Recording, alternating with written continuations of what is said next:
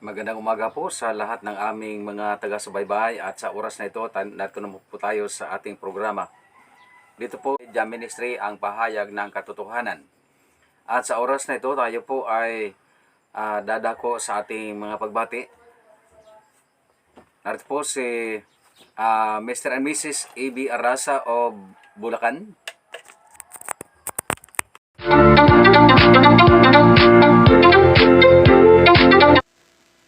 At narinig po si Ana Salamat ang nabutan.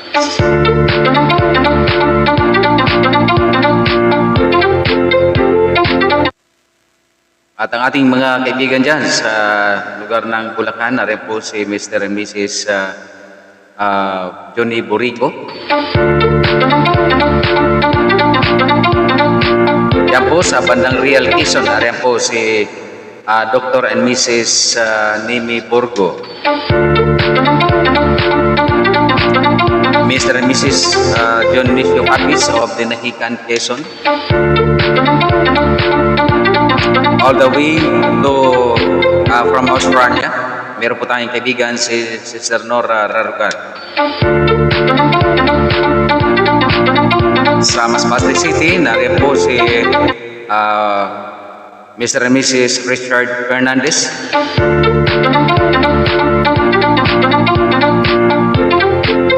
At ang ating kaibigan dyan si Mrs. Marcon ng Australia. At yan po sa lugar ng Ligao City, narin po si Sister Gina Padre. Narin po sa Ligao, narin sa Palapas, narin po si Sister Jane Pedragosa. Yan po sa Siniluan, Laguna, narin po si Mr. and Mrs. Eddie Culana. Sa Central Luzon Conference of Seventh-day Adventists, narin po si Pastor and Mrs. Santi Ernesta. Ang ating mga kaibigan dyan sa Punapulan, Quezon, narin po si Mr. and Mrs. William Abeliano. Sa lugar po ng Oson, Armenia, Oson, Masbate, narin po si Mr. and Mrs. Glenn Rivera. Back to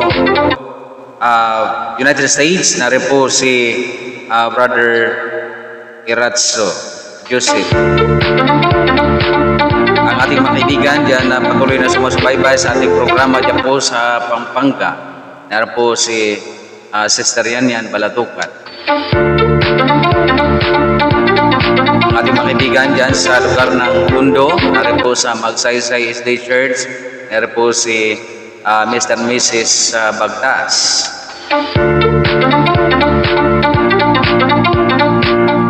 Yan po sa lugar ng Limasalang, narin po si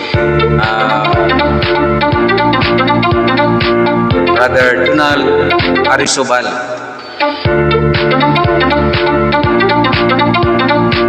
At yan po sa Buena Vista, narin po ang ating butihing pastor, narin po si Pastor Anel Mahinay.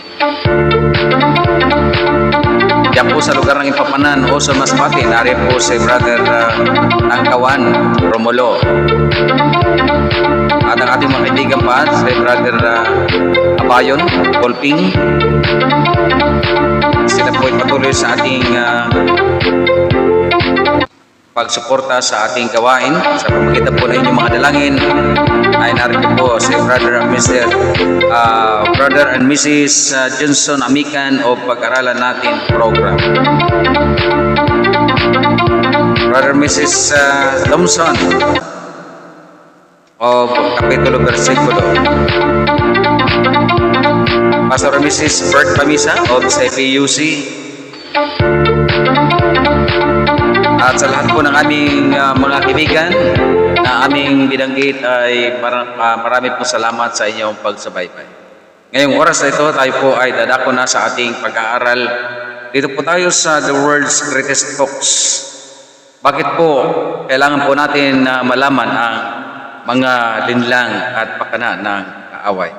Dito po sa sanlibutan ay ating pong titingnan na sa ating kapanahunan ay nagsulputan ang maraming mga relihiyon sa bansa. Okay, ang sabi po dito sa unang talata sa banal na kasulatan, Ecclesiastes chapter 3 verse 14. Tayo muna ay pailan lang sa ating dalangin. O Diyos na dakila, gabayan kami sa pagitan ng banal na Spirit. Lahat ng ito ay aming hiling sa pangalan lamang ng aming tagapagligtas na si Kristo. Amen. Sabi po dito ay, can we have changes in what God has done? Meron pa tayong karapatan na baguhin kung ano po ang ginawa ng ating Panginoon? Hindi po. Sabi rito, Ecclesiastes chapter 3 verse 14, I know that whatever God does, it shall be forever and nothing can be added to it. Not anything or nor anything taken from it, and God has done it. That man should fear before Him. Kaya sa ating mga kaibigan, ay wala po tayong karapatan na tayo po ay babaguhin natin ang ginawa na ng Diyos o sinulat ng Diyos. I have received a command to bless.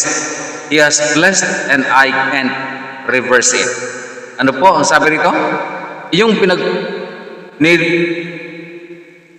tinanggap na command na kautusan na upang pagpalain, kung ano po yung kanyang pinagpala, hindi na po pwedeng balik ka rin mga kaibigan, hindi na pwedeng bawiin mga kapatid. Sabi po sa Numbers 23 verse 20, inyo pong titingnan niya mga kaibigan, sapagkat ito po ay isa sa bahagi na ating pag-aaral na ang salibutan sa ngayon, simula noong 321 AD, ito po ay binalibaliktad na po ng mga kaibigan natin ang laman ng banal na kasulatan. At kanila po itong pinalitan na ang unang araw ng banal na sa banal na kasulatan ay ginawa ng pangpito at ginawa ng iyon daw ang pagsamba. Ano po ang sabi riyan? Marami po na mga tao nang nagsasabi na lahat ng araw ay binasbasan ng ating Panginoon. Mali po yon mga kaibigan. Wala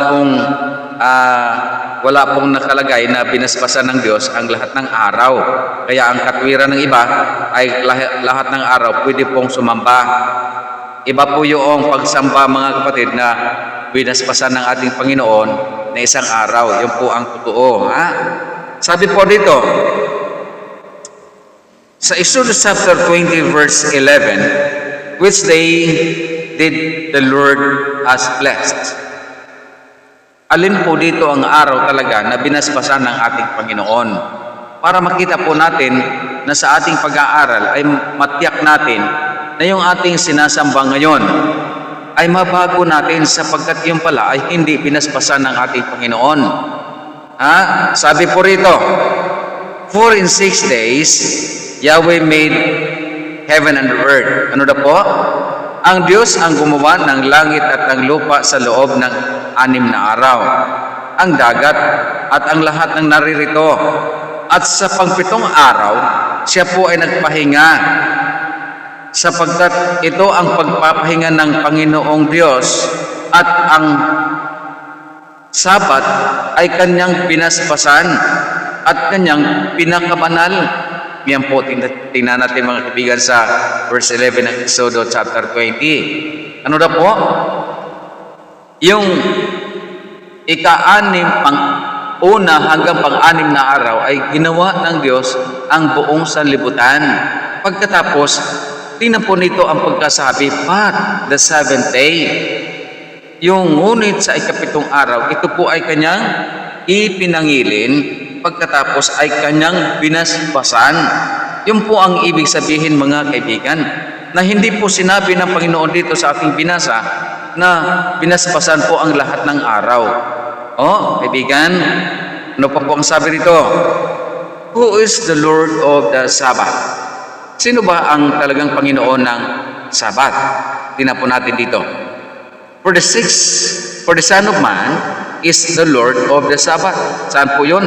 Dito po sa Matthew chapter 12 verse 8, ang Panginoon mismo, ang anak ng tao na walang iba kundi ang ating Panginoong Kristo, siya ang Panginoon ng araw ng Sabat.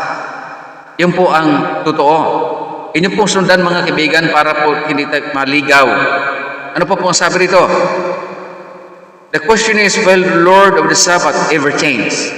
Ito bang Diyos ng Sabado o Panginoon ng araw ng Sabado, siya ba ay nagbabago? Sabi po dito sa Hebrews chapter 13, verse 8. Tingnan po dito ang pahayag ng ating Panginoon sa Kristo. Jesus Christ is the same yesterday. Sabi ni Apostol Pablo, Jesus Christ is the same yesterday, today, and forever. Ano na po?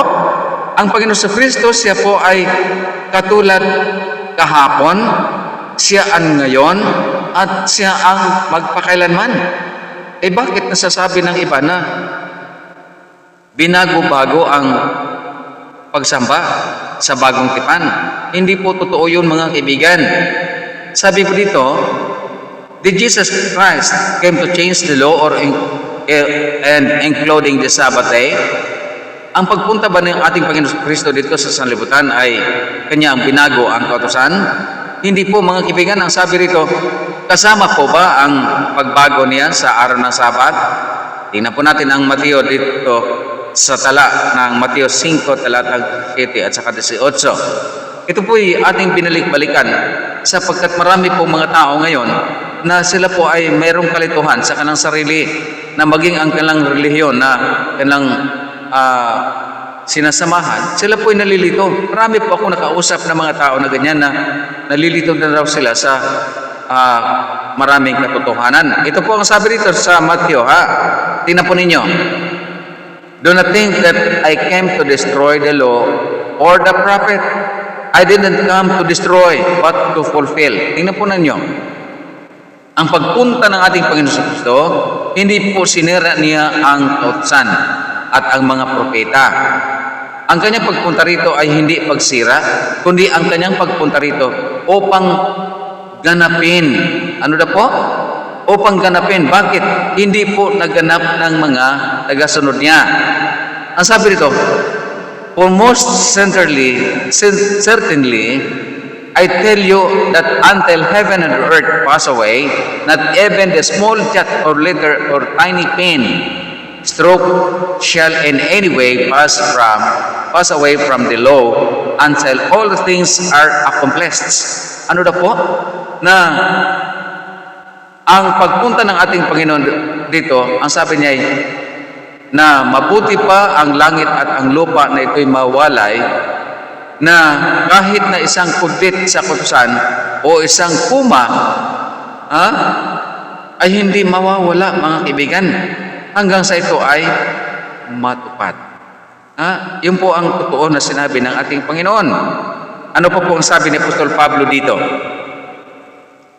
Did Apostle Paul keep the Sabbath? Siya ba ay ugalian din po ni Pablo na siya ay nangingiling din ng araw ng Sabat?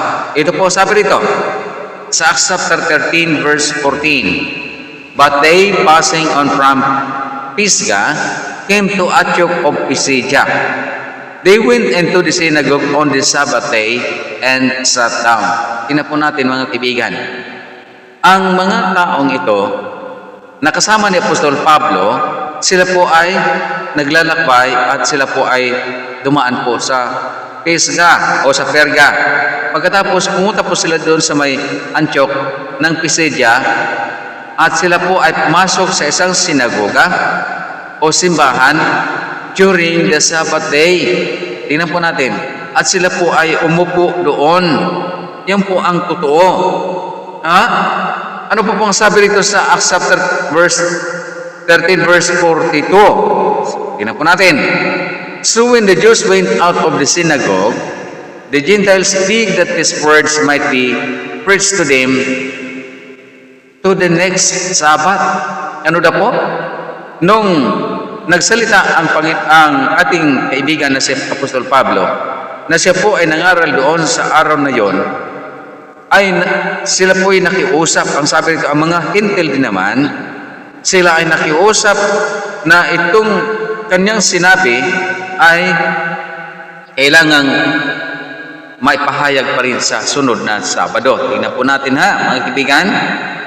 So the next Sabbath, almost, tingnan po sa verse 44. The next Sabbath, almost the whole city was gathered together to hear the word of God. Yun po ang totoo, mga kaibigan, na hindi po katulad sa atin ngayon, nagwawatak-watak po. Hindi mo maintindihan na pag-araw na ng linggo ay mayroon pong pagsamba ang iba, mayroon pong papunta ng kung saan-saan, pagkatapos ay magkasalabat po ang tao para po sa pagsamba. Eh bakit hindi po sila nagkaisa? Araw din naman lang linggo yun. Tingnan po natin. Kaya po, mga kaibigan, yun po ang katunayan na marami pong mga linlang na ginamit ang Satanas upang ang tao ay kanyang linlangin. Ano po pong sabi dito? Kaugalian ba ni Apostol Pablo? What was Apostol Paul custom regarding on the Sabbath? Tungkol po dito sa araw ng Sabado. Ano ba ang kaugalian ni Apostol Pablo? Acts chapter 17 verse 2. Paul, as was his custom was, went into them, and for the 3 Sabbath days, he reasoned with them from the Scripture. Tingnan po ginamit ng ating kaibigan dito, na dala-dala po niya ang banal na kasulatan sa araw ng Sabado upang ipangaral sa mga hintil. Yun po, mga kaibigan, ang sabi dito. Dito po sa Acts chapter 18 verse 4 ay sinabi pa rin dito ni Apostol Pablo that he reasoned in the synagogue every Sabbath and persuaded the Jews and the Greek. Yan ang muna. At kanyang hinihikayat ang mga Hudyo at mga Griego. Pag sinabing every Sabbath, kada Sabado, ilang bang Sabado ang sa loob ng isang buwan? Di ba meron tayong 4, merong 5. Sa isang taon, pag sinabing every, ay ugali na talaga na Apostol Pablo na kada Sabado, siya po ay naroon sa sinagoga. Okay. Sa Acts chapter 20, verse 29, verse 30, ano po ang paalala ni Apostol Pablo dito? May paalala po sa Apostol Pablo dito, sabi po dito sa questions, what did Paul and Peter say would happen after they were gone? Ano po ang sinabi ng Apostol Pablo pagkatapos na sila po'y makalis? Sabi po nito, but Paul's prophets also arose among the people. Ano po? As Paul's teachers will also be among you, and who will secretly bring in destructive curses, denying even the master who brought them, bringing on themselves swift destruction. Tingnan po natin na sabi po dito sa sulat ni Peter, sa 2 Peter chapter 2 verse 1, na sabi po rito, mayroon po mga bulaang propeta na magsisitayo doon sa mga tao. Pagkatapos mayroon pong bulaang magtuturo.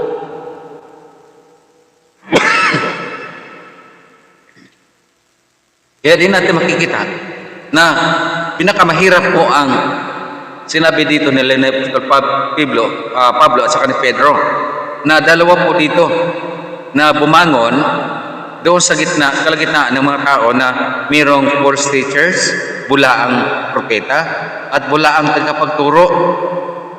Sa ating kapanahunan, marami din po, mga kaibigan, na mga bulaang tagapagturo na itinuturo, binabaliktad ang banal na kasulatan, na ang sabi ng banal na kasulatan ay sa ika-7 araw ginawa ng mga tao araw-araw.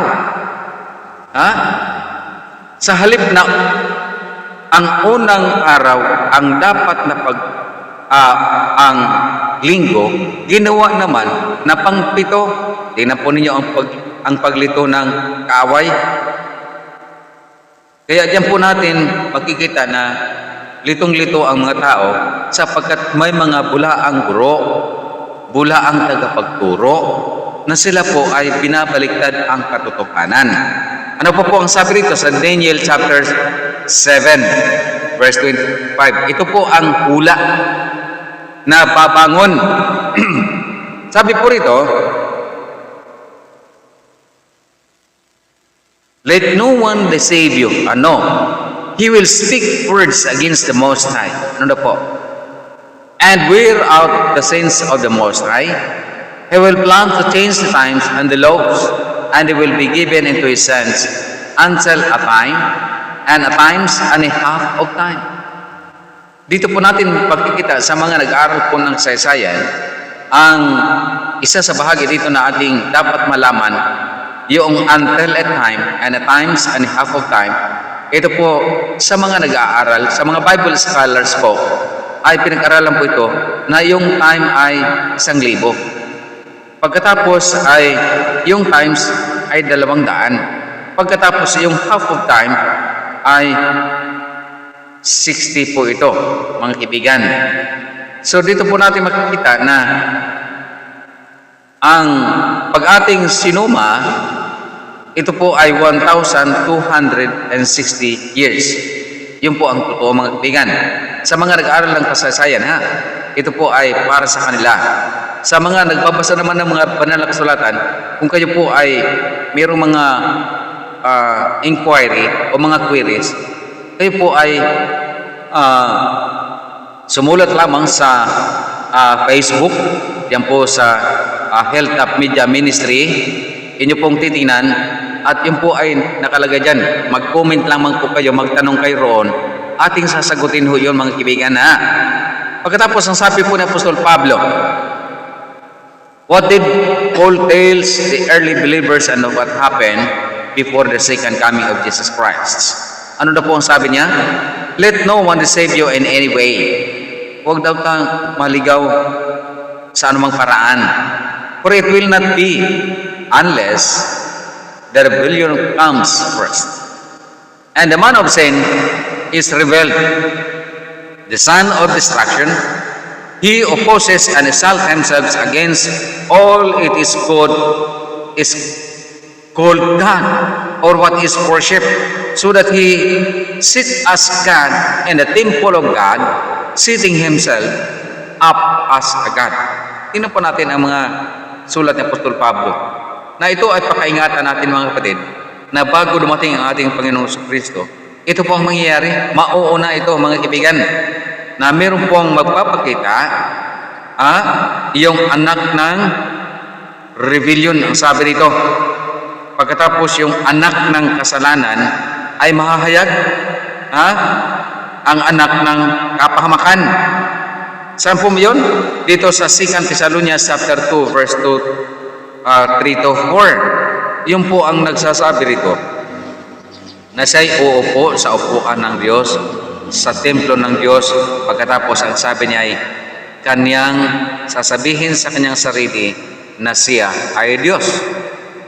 Yan po, mga kaibigan, ang mga pangyayari na mayroon na pong mga tao na sila po ay nag-angkin na sila ay Diyos ng sanlibutan. Saan po yun? Yung mga nakasuot ng korona. Yung po nakasuot ng korona na ang tatak doon sa kanilang korona ay doon sa Latin word para hindi po mahalata. Ay ginamit nila yung dead language. Yung dead language ay ginamit nila yung vicarious filii Dei. Yung po ang totoo, mga kapatid. Sino po nakakalam niyan? Itanong po ninyo at i-comment nyo sa Facebook Live para po natin makikita yung kung sino po yon, mga kaibigan. What power has claimed to have authority to change the law of God? Tingnan po natin dito, mga kaibigan. Alin pong mga kapangyarihan na siya po ay nagsasabi na siya po ay may pamahalaan na kanyang babaguhin ang kautusan? Ito po, mga kaibigan, babasahin po natin dito po sa sulat sa Confession of Faith, Article 28, Paragraph 9. Tingnan natin, The Catholic Church allows the Sabbath changes into Sunday. Ito na po, mga kaibigan. Which is, they claim that Sunday is the Lord's day, contrary to the Decalogue. Ano po itong Decalogue, mga kaibigan? Yung 10 utos. Ha? As it appears, either is there any example more boasted of them, the changing of the Sabbath day, great as they say is the power and authority of the church, since it dispense with one of the 10 commandments. Sino pong may sulat dito? Dito po sa Oxford Confession of Faith, Article 28, paragraph 9. Dito po sa History of the Christians by N. Somerville, page 418. Ito po ang sabi po nila dito, mga kaibigan. It is the Roman Catholic Church has reversed the truth. Tingnan natin, ha? Sabi riyan, pagkatapos, ang sabi pa po rito, The History of the Christian by N. Somerville, page 418. Thus the papacy acknowledge the changing of the Sabbath. Pag sinabing papacy, yun po ay mga tao po ito, kaibigan. Grupo po ito, mga kaibigan. Ang tanong po rito, does the papacy acknowledge the changing of the Sabbath? Yes. Sabi rito, the questions, how prove you that the church had power to command feasts and holidays? Answer po nila, by the very act of the changes of the Sabbath into Sunday, which Protestant allow of, and therefore they publicly contradict themselves by keeping Sunday strictly. Tingnan po natin, ha? The breaking most other feast days commanded by the same church. Tingnan po natin. The abridgment of the Christian doctrine by Reverend Henry Somerville. Dito po sa Douai College, France noon, 1649. Tingnan po natin yan, ha? Page 58. The question is, have you any other way of proving that the church has declined? The question is, and the answer is, had Senatus power, could not have done in which all modern religions agree with here. She could not have substituted the observance of Sunday, the first day of the week. Tingnan po natin, ha? Kaya sa mga nag-aaral po, ay tingnan po ninyo na sabi po dito, the observance of Sunday, the first day of the week. For the observance of Saturday, the 7th day. Yan po dito.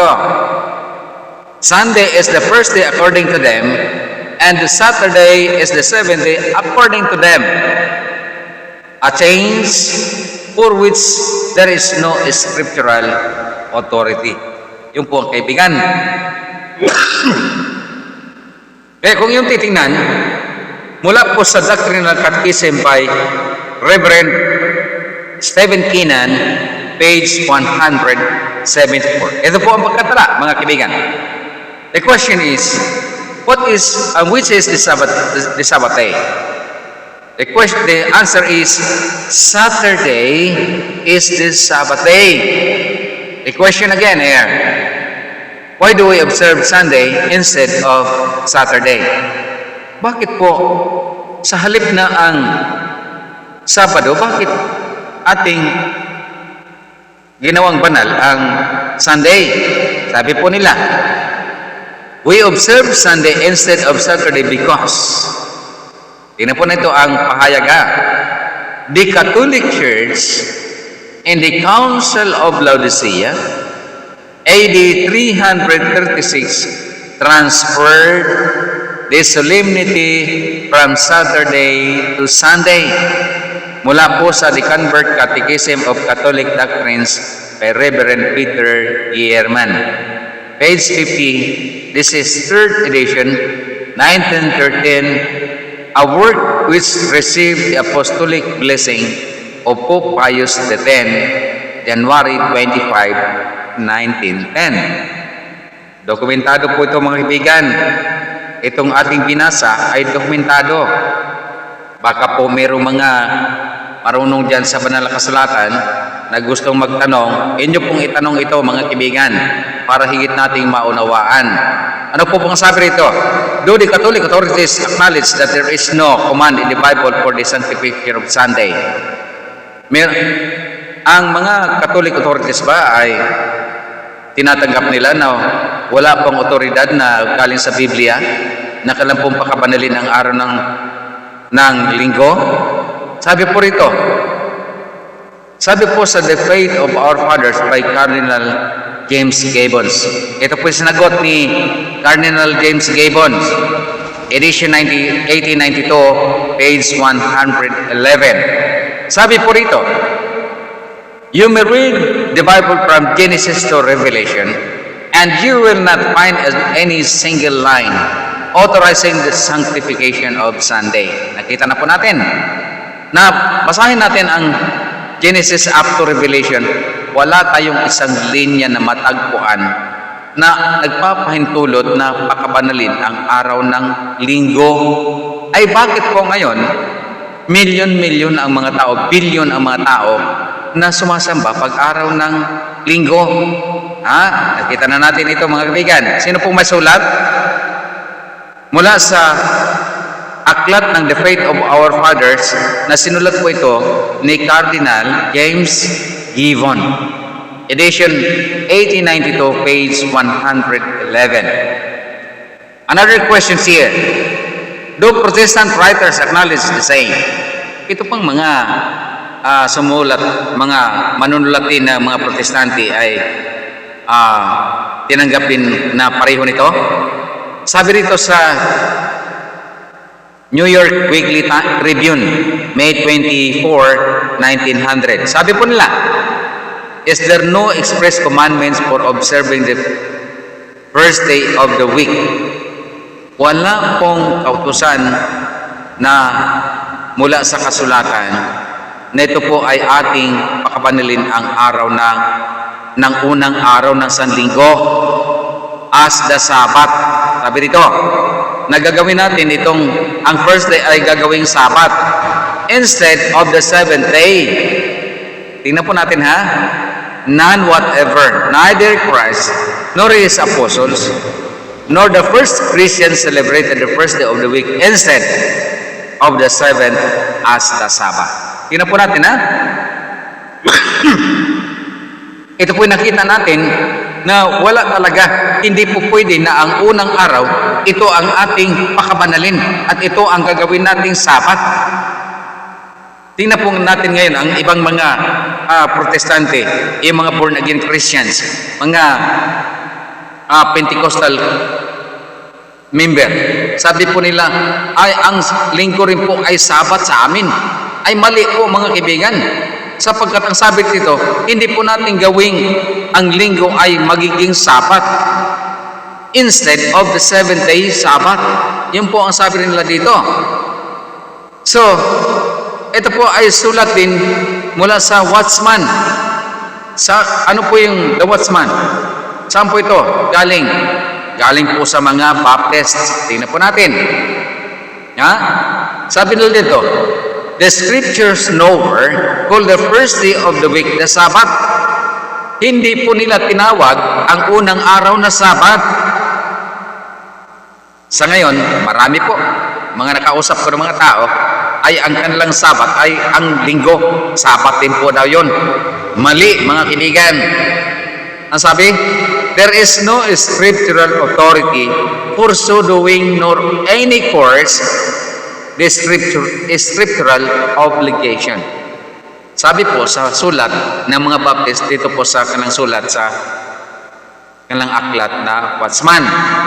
Ano po ang sabi dito ni Hobart Church News, Episcopalian, July 1894. Sabi dito, the observance of the first instead of the seventh day rests on the testimony of the church and the church alone.